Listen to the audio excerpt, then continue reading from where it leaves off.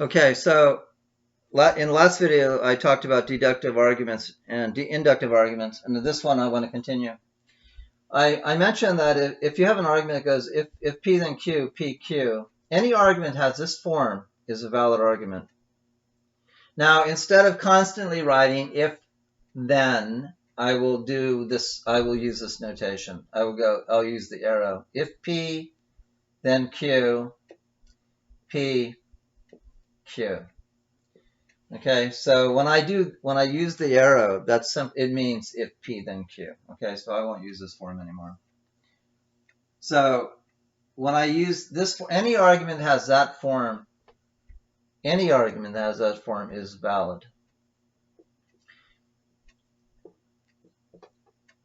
These stand for statements. It doesn't matter what you substitute for P and Q if they are single statements, like it's a cat or today is Monday. Just one simple statement and then another simple statement. If today is Monday, then there's a test. Today is Monday, there's a test. Right? If it's a cat, then it's a scientist. It's a cat, therefore it's a scientist. That is a valid argument. It's not, that one wasn't sound, but it was valid. It wasn't sound because my first premise was false. I said if it's a cat, then it's a scientist, and that is not true. But when you're talking about validity, it doesn't matter whether the statements are true or not. All you're interested in is whether the conclusion follows necessarily from the premises. So this is what you have to memorize. In a valid argument, if the premises are true,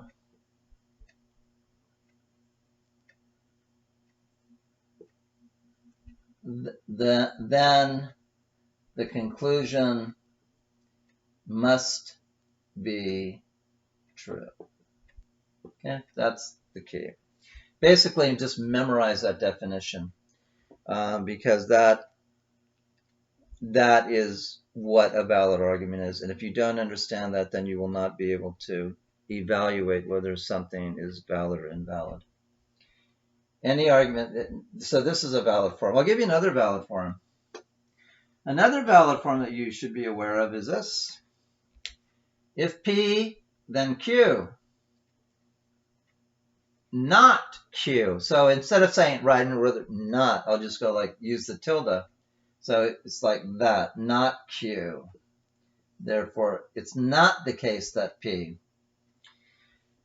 This argument is valid and this argument is valid, okay? If it's a cat, then it's an animal. It's not an animal. Therefore, it's not a cat, right? That has to be the case. If this is true and this is true, that has to be true. This is called, these have names. In Latin, this is modus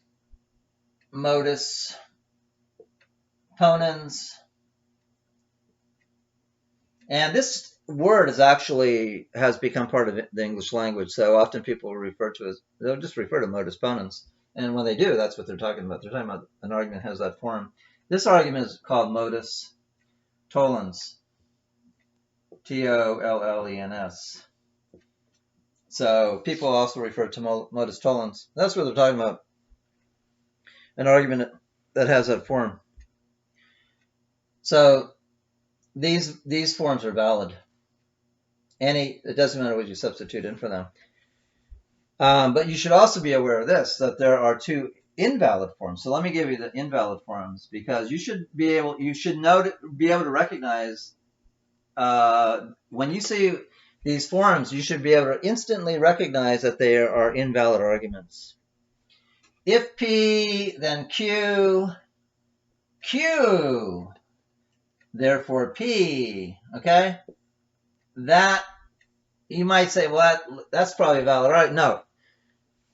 It's a terrible argument. If it's a cat, then it's an animal. It's an animal, therefore it's a cat. No. If I'm looking at a dog, it's true. If it's a cat, then it's an animal. True. I'm looking at a dog. It's an animal. True. Therefore, it's a cat. No, I'm looking at a dog. Any argument has this form. If P then Q, Q, P is invalid. It doesn't matter what you substitute for those letters. If today is Monday, it will rain. It will rain, therefore today is Monday? No.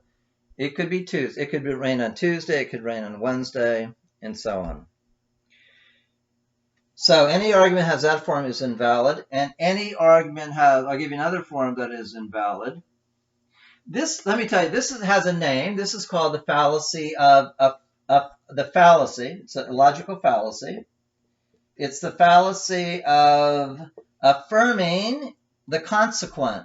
The consequent is the second term. It's a conditional statement. The first statement is the antecedent, the consequent. This is the fallacy of affirming the consequent. Affirming the consequent. Okay? So anytime you have an argument that affirms the consequent, it's an invalid argument. And I'll give you another one. I'll give you a fallacy of denying the antecedent. So fallacy of denying the antecedent. That will go like this. If P then Q, not P, it's not the case of P, therefore not Q. So if it's a cat, then it's an animal. It's not a cat. Oh, it should be Q.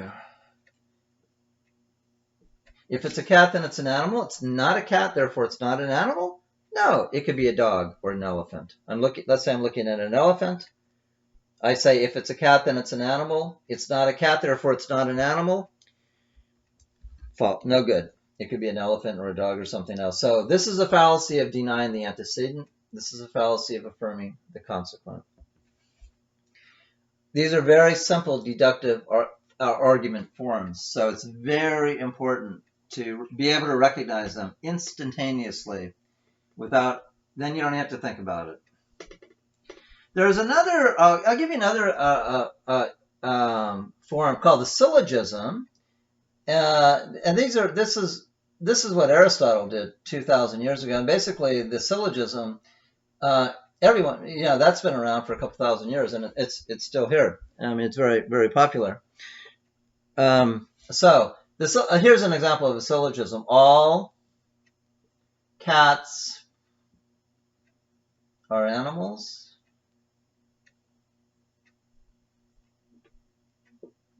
All animals are, I don't know. All animals are living organisms. Therefore, all cats are what? What follows from that? All cats are animals. All animals are living organisms. All cats are living organisms. Living organisms. Living organisms. That's a valid argument, a valid deductive argument, because if that's true and that's true, that has to be true. This is an example of a syllogism. Let's say I'll put letters in instead of saying cats, I'll put C. Living organisms will be L, C, all C. So we have all C. What am I doing? Yeah, all C are A. A stands for animals. All A are L, and all C. Therefore, if all C are A and all A are L, it follows that all C are L. If you write that down and think about it, you'll see that's the case. So basically, the argument I gave is normally when you talk about syllogisms, you will say, for example, all S are P in the conclusion. Usually they use that S and P. So all S are P. Let's say all S are M. All M are P. Therefore, all S are P. It doesn't matter. Now, in this case, we're not substituting statements in. We're substituting terms that stand for classes or groups of things. So I could substitute, in the last one, I said animals. I said cats are animals. So S was cats. Animals, all animals are living creatures. Therefore, all cats are living creatures. Again, it doesn't matter what you substitute in. I could say, for example, all cats are scientists, which is false, but we'll see what follows. All scientists are musicians, which is not true, but we don't really care about that. We just care about what follows. M-U-S-I-C-I-A-N. Are musicians. I-C-I-A-N-S. So all cats are scientists. All scientists are musicians. From that, what follows from that? Well, it follows that all cats are musicians, right? That's a valid argument. So I've shown you two different types of valid arguments. I've shown you one that uses statements like if P then Q, PQ. That's from propositional logic. And then I've shown you one using the syllogism, categorical syllogisms, where the letters stand for classes or groups of things. And your book talks about this stuff. So, in the book, make sure you go over this in the book.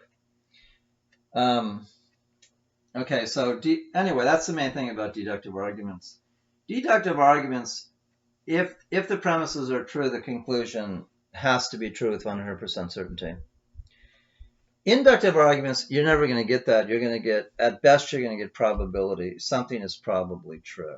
Let's say every dog that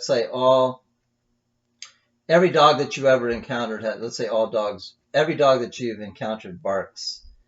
So, this is 1, 2, 3, these are all dogs, and you could go on, to 100 or whatever. Dog 1 barks, dog 2 barks, dog 3 barks, dog 4 barks. Every dog that you've encountered barks. Can you then claim that all dogs bark? Well, you can, and it's probably the case. You could say probably they bark, but it's not a deductive argument. That's an inductive argument, because the best you're going to get is probably. They probably bark. Okay, so basically that's how a lot of scientific hypotheses, not all of them, but some scientific hypotheses work that way, where you observe certain things in the world, and then you say that is, you see that everything that you observe of a certain kind has a certain characteristic, and then you generalize and say that everything of that type has that characteristic. And then you make a hypothesis and say, and that will be your hypothesis, all of this, all SRP, and then you go out and test it and see and check to see if that's the case. It might be the case and it might not be the case. So inductive and deductive arguments are the two main types of arguments to be aware of. So in your book, make sure you read the pages that deal with that, and so you'll really understand it. Okay, I think that's all I'm going to say for this video. Okay, so that's enough for today. So I'll do another video on something else, but that's all I'm going to do on that right now. Okay, thanks.